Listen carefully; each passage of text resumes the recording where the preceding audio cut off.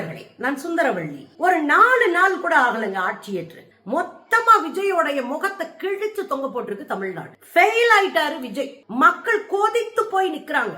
மொத்த திட்டங்களும் கைவிடப்பட்டிருக்கிறன. மகளிருக்கான வளர்ச்சி திட்டங்கள் முழுசா கைவிடப்பட்டுருச்சு.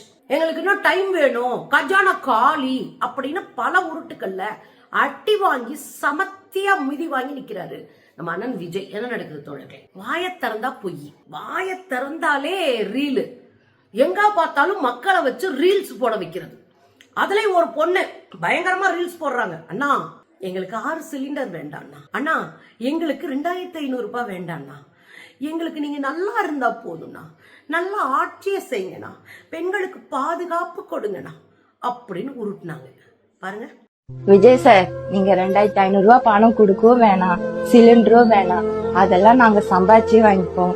நீங்க நிம்மதியா நல்ல ஆட்சி நடத்தினா போதும், அது ரொம்ப போதும். பாத்தீங்கல்ல, இது திட்டமிட்டு இந்த கட்சியை சேர்ந்த தாவேகா கட்சியை சேர்ந்த பெண்களை வைத்து நடத்தப்பட்ட நாடகம். அண்ணா எங்களுக்கு எதுவுமே வேண்டாம்னா யாரு கையெடுத்து கொடுக்க போறீங்க? தமிழ்நாடு ஒழுங்கா போயிட்டு இருக்குல்ல, எல்லாத்துலயும் மண்ணள்ளி போட்டீங்கல்ல, இன்னைக்கு யாருக்கு சொத்தை தூக்கி கொடுக்க போற மாதிரி கதறீங்க பதறீங்க. எங்களுக்கு எதுவுமே வேண்டானா நீங்க பணக்காரங்களா இருப்பீங்க, உங்களுடைய தேவை பூர்த்தி செய்யப்பட்டதா இருக்கும். நாம் ஏழை எளிய மக்களை உயர்த்தி விட வேண்டிய கட்டாயத்துல இருக்கும். அதனாலதான் மகளிருக்கான உரிமை தொகையை 1000 ரூபாய் கொடுத்தோம். பஸ் கட்டணத்தை இல்லாம ஆக்கி இலவச கட்டணமில்லா பேருந்துகள்ல பயணம் செய்ய வாய்ப்பை உருவாக்கணும். கல்லூரிகள்ல அதிகமான குழந்தைகள் உயர்கல்விக்கு வரணும்னு தமிழ் புதல்வன் திட்டத்தையும் இங்கே புதுமை பெண் திட்டத்தையும் கொண்டு வந்து குழந்தைகளுக்கு மாதம் 1000 ரூபாய். யாரு கையை எதிர்பார்க்காம குழந்தைங்க பள்ளிக்கு ஸ்கூலுக்கோ காலேஜுக்கு போகுக்கான ஒரு சூழலை உருவாக்கணும். இம்புட்லையும் மண்ணள்ளி போட்டுருச்சு இந்த பீஸ். மொத்தமா நிறுத்தி வச்சிருக்கு. இந்த 1000 ரூபாய் மாசம் கிடைக்கிறத வச்சு எத்தனை முதியவர்கள் தங்கள் வாழ்க்கையை பாதுகாத்தாங்கன்னு விஜய்க்கு தெரிய வாய்ப்பு இல்லை. அவர் பணக்காரர் வீட்டுல பிறந்தவர், பார்ன் வித் சில்வர் ஸ்பூனு. அதனால அவருக்கெல்லாம் தெரிய வாய்ப்புல கத்திரிக்காய் விலையோ வெண்டைக்காய் விலையோ பெட்ரோல் விலையோ அவரை பாதிக்காது. இங்க சோத்துக்கு வழி இல்லாம இருக்கிற லட்சக்கணக்கான கோடிக்கணக்கான மக்கள் இருக்காங்களே, அவங்க இப்பதான் படிப்படியா உயர்ந்து வர்றாங்க.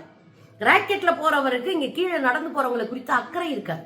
அதுவும் தனி ஜெட்ல போறவருக்கு ஒரு அம்மா போட்டு பொழந்திருக்காங்க பாருங்களேன். ஏதோ ஏழை ஜனத்துங்களுக்கு 2500 ரூபாய் அறிக்கை கொடுத்த, அதை அனுப்பு ஃபர்ஸ்ட், அதுல போட்டு கையெழுத்து. அது போடாதே நீ கஜானா காலி அது காலினா எப்படி? அப்ப ஓட்டு போட்டு மக்களை என்ன பண்றது? டான்ஸ் ஆடி ஆடி எல்லாரும் மாய்க்கிட்ட போட்டாங்க. என்ன பண்றது? இப்போ நீ போடுனா போட்டா தீரணும் அந்த 2500 ரூபாய். திருப்பி எல்லாம் மக்கள்லாம் கொண்டு எழுதிடுவாங்க நீ போடலன்னா. என்ன பேசுனாங்க தெரியுதா? என்ன அளந்து விட்டுக்கிட்டே போற உன் பாட்டுக்கு 2500 ரூபாய் முத கொடுத்துட்டு அப்புறம் மத்ததுல கையெழுத்து போடு. நீ முத கையெழுத்து எதுல போட்டிருக்கணும்? 2500 ரூபாய் தர்றேன்னு போட்டிருக்கணும். இதுல பலரும் சொல்றாங்க நாங்க கணக்கெடுக்கணும், நாங்க சில விதிமுறைகளை உண்டாக்கணும். என்ன கணக்கெடுக்கணும்? இதெல்லாம் செஞ்சுதானே முன்னாடி இருந்த திமுக அரசு கிளியரா 1,30,00,000 பெண்களுக்கு கொடுத்துட்டு இருந்தாங்க. கரெக்டா இருக்கே, எல்லாத்தையும் பார்த்துதானே கொடுத்தாங்க. அதுல என்ன திடீர்னு நீங்க ஒன்னத்தை பார்க்க போறீங்க? இதை தாமதப்படுத்துவதற்கான ஒரு வேலையை இங்க விஜய் செஞ்சிட்டு இருக்காருன்ற கேவலமான செய்தியை பதிவு செய்யறேன். இந்த 4 நாளையிலங்க எவ்வளவு பொய் நியூஸ் வரலாம்? வாய திறந்தாலே பொய் தானா? அதனாலதான் உதயநிதி கேட்டாரு, இங்க ரீல்ஸ விட்டுட்டு ரியலுக்கு வாங்கன்னு. நீங்க ரீல்ஸ்ல ஆட்சி செஞ்சிட்டு இருக்கீங்க, ரியல் ஆட்சிக்கு வாங்க அப்படின்னு உதயநிதி கேட்டார். அதுல தப்பே கிடையாது. இன்னமும் ரீல்ஸ வச்சுதான் இந்த பீஸுங்கெல்லாம் ஆட்சி செஞ்சுட்டு இருக்குங்க. ரீல்ஸ் போடுறது, ரீல்ஸ வச்சு ஆட்சி செய்யறது, கொஞ்சம் கூட அடிப்படை அரசியலை நாகரிகத்தோடு அறிவியல் மனப்பான்மையோடு செய்யல. என்னங்க அறிவியல் மனப்பான்மை? அப்படி இருந்தா இவரு ஒரு ஜோசியக்காரரை தூக்கிட்டு வந்து தலைமை அரசியல் ஆலோசகரா நியமிப்பாரா? எந்த ஊர்லயாவது நீங்க கேட்டிருக்கீங்களா? எந்த ஊர்லயாவது பார்த்திருக்கீங்களா? பாஜக ஆளுகிற மாநிலத்திலயாவது இந்த கேவலம் நடந்திருக்குமா? இல்லை. அப்போ ஒரு ஜோசியக்காரரை தூக்கிட்டு வந்து போடுறாரு, அப்புறம் நம்ம போட்டு அட்டி அடின்னு அடிக்கிறோம்.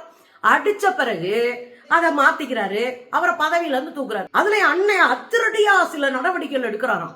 அரசு அலுவலகங்கள்ல 3 மாசத்துல மொத்தமா லஞ்சம் ஒழிக்க போறேன், மொத்தமா நிறுத்துங்க அப்படின்றாரு. நீங்க ஷூட்டிங்ல இருக்கீங்களானே? இது பொறையோடி போயிருப்பது லஞ்ச ஊழல். அதை படிப்படியா குறைக்கிறதுக்கான வேலைகளை செஞ்சுக்கிட்டே இருக்கணும்.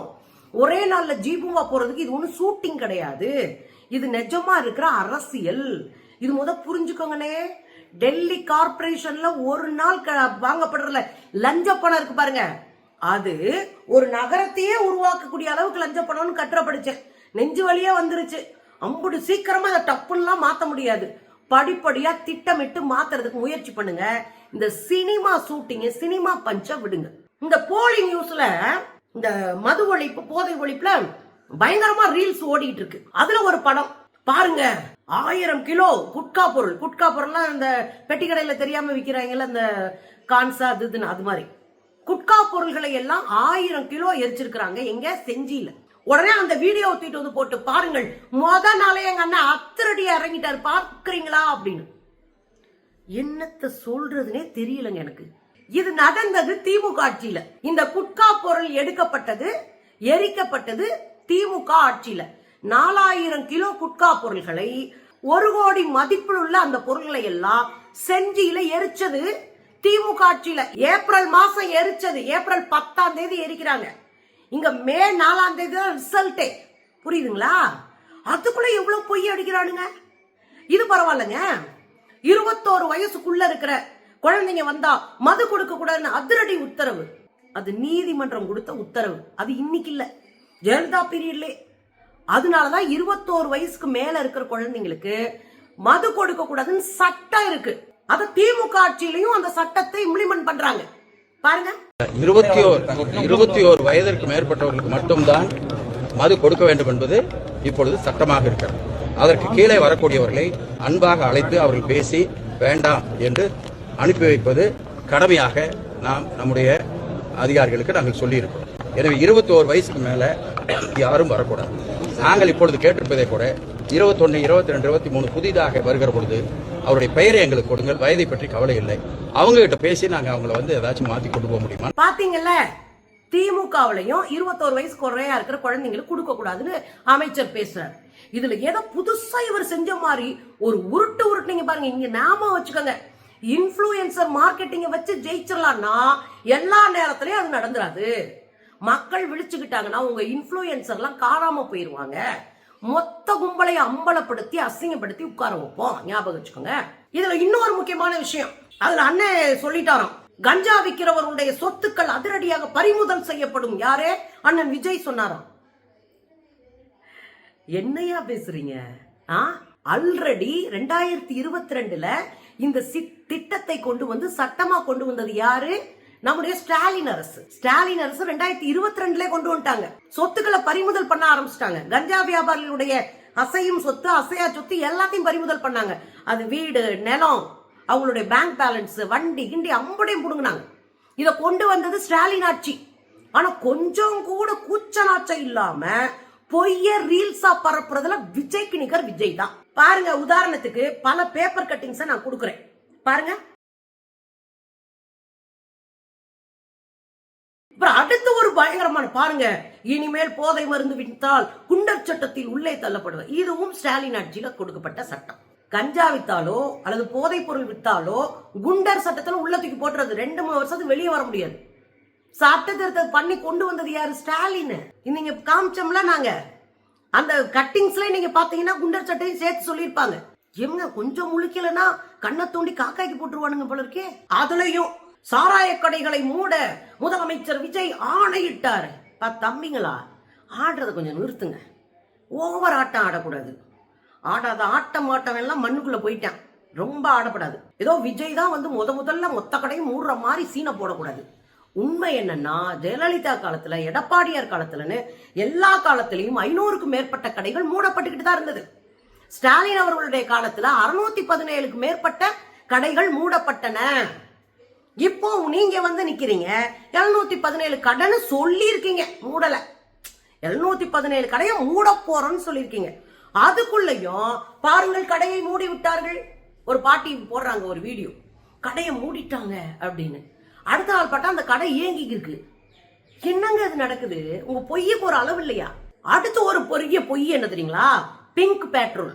பிங்க் பெட்ரோல்னா பெண்களுக்காக பெண்கள் படை நடத்துற ரோந்து வண்டி. அந்த ரோந்து வண்டி பிங்க் கலர்ல இருக்கும். பெண் ஊழியர்கள், காவலர்கள் அதுல இருப்பாங்க. எல்லா இடங்களையும் சுத்தி சுத்தி வருவாங்க பெண்களை பாதுகாக்கிறதுக்காக.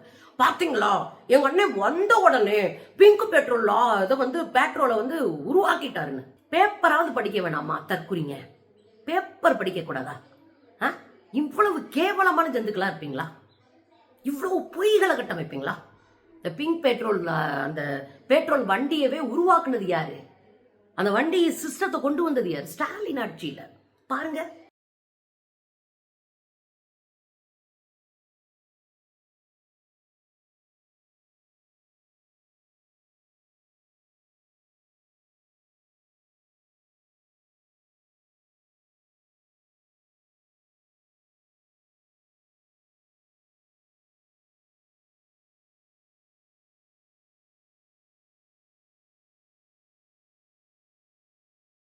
ஸ்டாலின் அவர்களுடைய திட்டத்துல ஸ்டிக்கர் ஒட்டி சிங்கப்பெண் அதிரடி படையாம்.